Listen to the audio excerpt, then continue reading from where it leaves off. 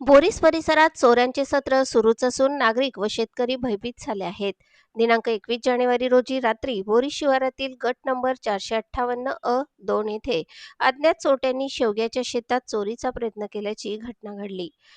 रवींद्र रोहिदास पवार हे शेतात पाणी भरण्यासाठी गेले असता बांधाजवळ संशयास्पद मोटरसायकल उभी असल्याचे त्यांच्या निदर्शनास आले. शेवग्याच्या झाडांमध्ये हालचाल जाणवताच दोन अज्ञात इसम तेथून पळून जाताना दिसले. आरडाओरड होताच त्यांनी मोटरसायकल घेऊन घटनास्थळावरून पलायन केले.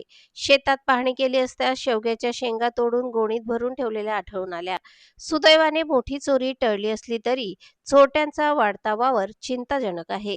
या प्रकारामुळे बोरीस परिसरातील शेतकरी व नागरिकांमध्ये भीतीचे वातावरण पसरले आहे. याबाबत सोनगीर पोलीस ठाण्यात तक्रार दाखल करण्यात आली असून अज्ञात चोरट्यांचा शोध सुरू आहे. परिसरात गस्त वाढवून चोऱ्यांना आळा घालण्याची मागणी नागरिकांकडून होत आहे.